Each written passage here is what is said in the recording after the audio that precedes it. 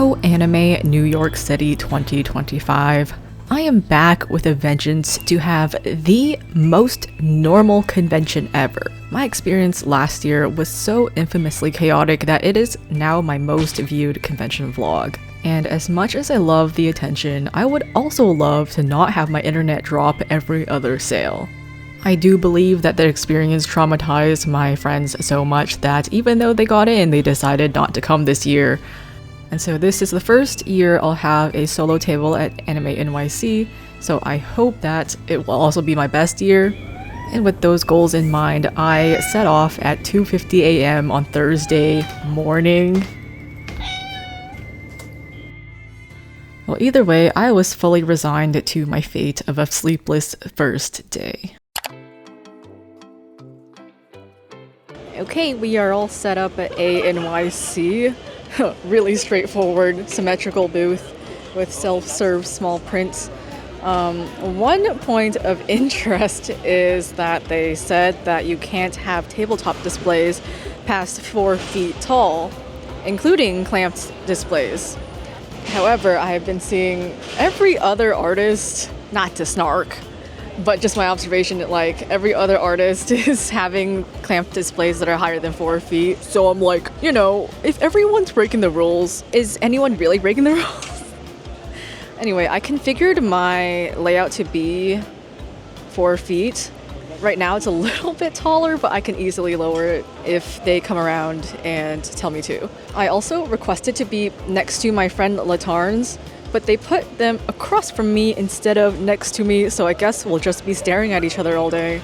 I've also gotten really traumatized by the Wi-Fi situation if you watched last year's vlog. So what I've done is I did the pre-order Wi-Fi. Okay, so I got my phone configured for the Wi-Fi. Exciting stuff, I know. So now, hopefully we don't drop any card transactions like last year. Aside from that, I tried to connect this Square reader that I got specifically for this convention, and it thinks I'm in Canada or something because it thinks I'm not in the right country to use it. So that's great. I won't have a Square reader this weekend, but it's kind of like, whatever. You can tap on your phone now, so I'm not too worried about that. I failed to mention that the Wi-Fi costs $205 pre-order, and I think if you bought it on site, it would be like $300+. And you can really only activate it on one singular device. If you wanted to activate it on 2, you would need to pay $410. Yeah, I kind of realized that I skimmed over it so much that it sounded like I just did it for fun or like for free, and I'm like, no, we actually paid hundreds and hundreds of dollars for it. I actually paid $1,000 for it, but we split it amongst 5 people, so it wasn't so much. It's 2 p.m. right now.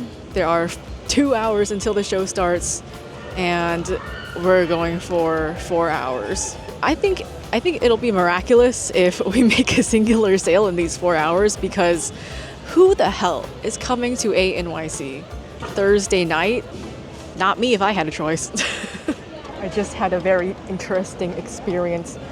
I finished setting up, so I'm walking around. I found Vine's booth because I've always liked their art. And while I was looking at their table, someone else was also there buying a lot of stuff. And after they bought like a ton of stuff, they're like, oh, by the way, I'm OmoCat, nice to meet you, to Vine. And I was like, OmoCat? Like the creator of Omori? Kind of weird, the things that happen, the crossovers. I was like, that I was not expecting. Anyway, I'm gonna keep walking around because there's still like an hour and a half. Okay, the hall has opened for 20 minutes. I genuinely didn't have any expectations for today. I was like, my goal would be to make one sale. It'd be miraculous to make one singular sale in the span of 4 hours. I have achieved it. Yay! I have made a sale. Let's see if I make any more. Honestly, I've just been doing damage to my own wallet because I feel like I will not have time to walk around, so I've just been shopping. I bought so much stuff. I also keep seeing OmoCat around everywhere now that I know what they look like. They're very recognizable. I feel like a stalker, but I guess we're just both walking around in the same direction. So the Sunday has been, oh my god, why did I say Sunday? This Thursday has been equivalent to a Sunday, I think. It's way better than I expected it to be, but the sleep deprivation is hitting me right now. I don't think I fell asleep last night. So it's been basically like 48 hours awake.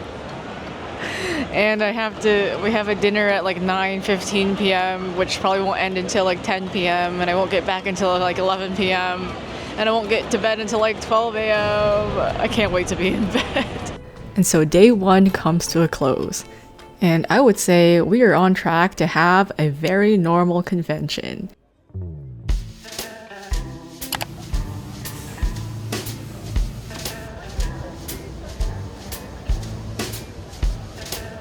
Okay, it's 10:50. The con has been open for 50 minutes, and I was about to make an update that was like, nobody in my aisle is gonna make a single sale in the first hour, but right as I was gonna do that, I got 2 sales, so I can't do that anymore. Crazy work. I wanted to go walk around to take a break to buy this hat. I bought this awesome hat from Nenjiro. I feel like nobody ever talks about how challenging it is to sit here when it's slow as a solo vendor with nobody to entertain me, while also having to be like attentive to potential browsers and customers. Like, it's a very like shallow state of mind. I can't like draw and get into drawing. I can't do anything with great concentration. I just have to be like surface level buzzing for like 9 hours. Like, what do you even do? I think it's just a skill issue. I think this is something I can get better at. Zoning out. Okay. You know my goal for this weekend? I want to get a blind bag. I don't know what it's like. I mean, I rarely ever get anything from the exhibitor side, so hopefully I'll be able to do that later. It's 4:30 p.m. and I finally have food and a helper. But yeah, I tried to go to the bathroom and there's like huge lines on both bathrooms, and last year they like restricted it to exhibitors only, but this year I don't think they're doing that. So the bathroom close to me and the bathroom far from me are both super long lines, so I had to go to the bathroom in the basement, which was somehow faster than waiting in line. So important bathroom news. You're welcome. And so with my helper here, I finally got time to walk around and take a look at the blind box offerings. And remember that there was a reason why I'd never gotten one before, and it was incredibly hard to find one that I liked. Okay, so I got 2 very generic blind boxes, a Miffy blind box and a Smisky blind box. For the Miffy ones, it looks like the only options are what color sofa you get. I honestly don't really care which one I get, which feels like a bad way to play blind boxes. For this one, it's like lifestyle ones, and I obviously want the one with the cat, but the other ones are fine too, I guess. So this one has stakes. The other one does not, so I guess we'll do the Miffy one first.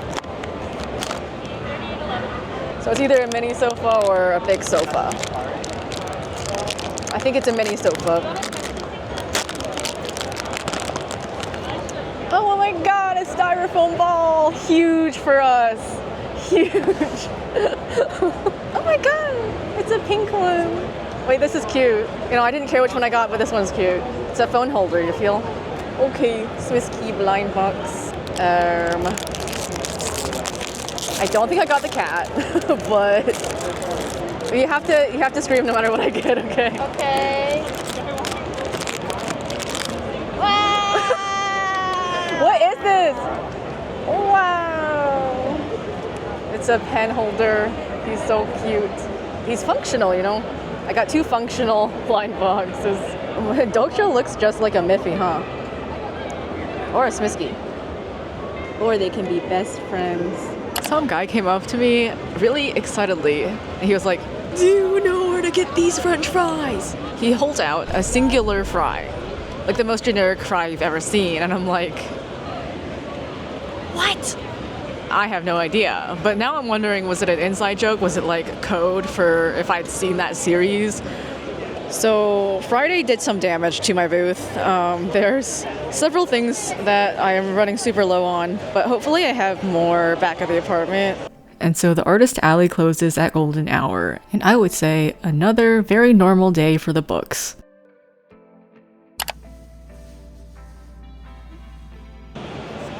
So I restocked from everything that I shipped to the apartment.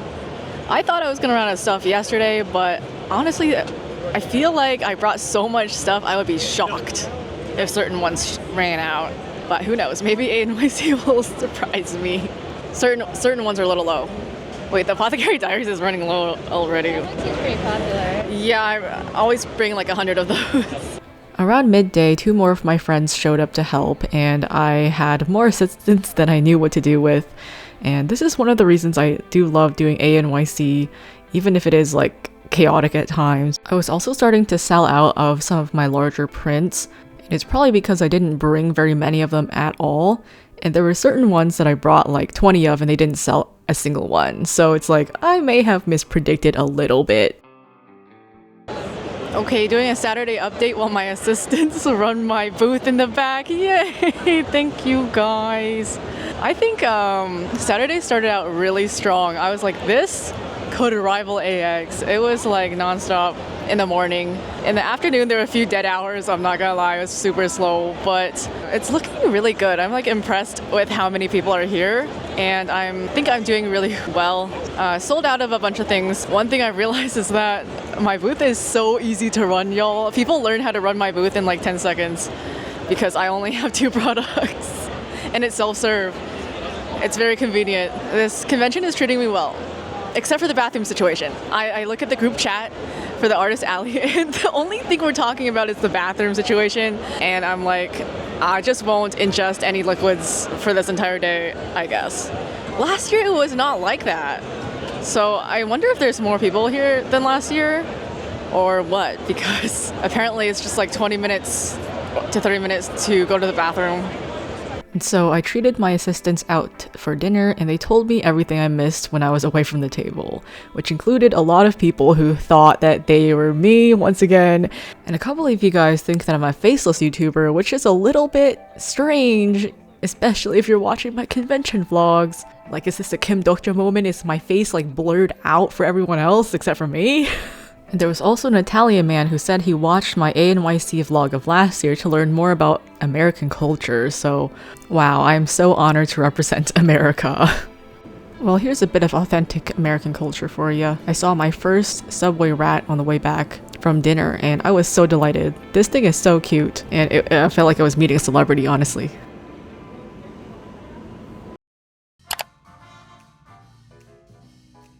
It's Sunday.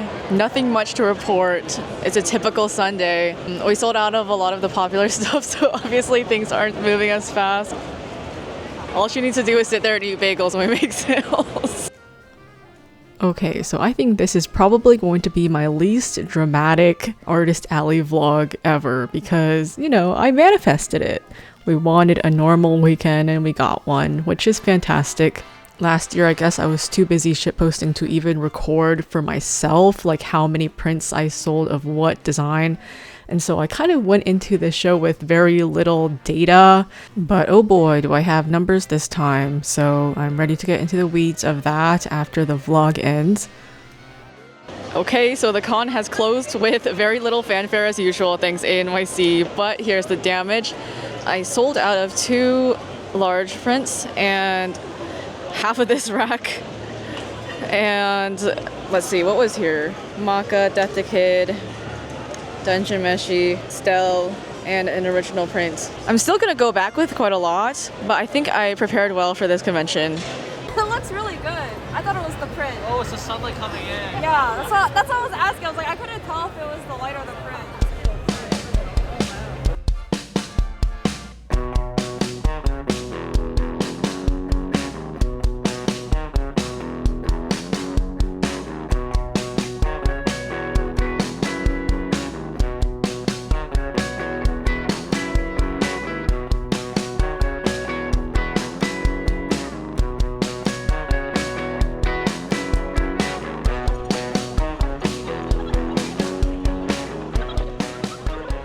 Hello and welcome to the recap section for this Anime NYC 2025. On the screen right now, I have put 4 conventions that I want to compare this one to. So on the bottom right here is this year ANYC 2025, and then I'm comparing it to Anime Boston 2024, AX of this year, and Anime NYC of last year. And this is because I just think that the revenue trends are very interesting. So I have denoted the percentage of like how much I made on each of these compared to Anime NYC this year.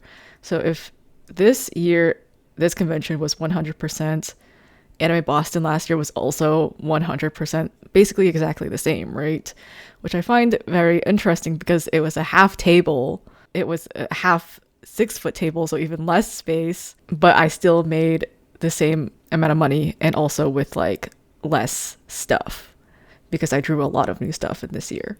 And you could attribute that to so many different things. It's like, oh, Anime Boston's just a better show, or the economy was better last year, but who really knows? It's probably just a combination of everything.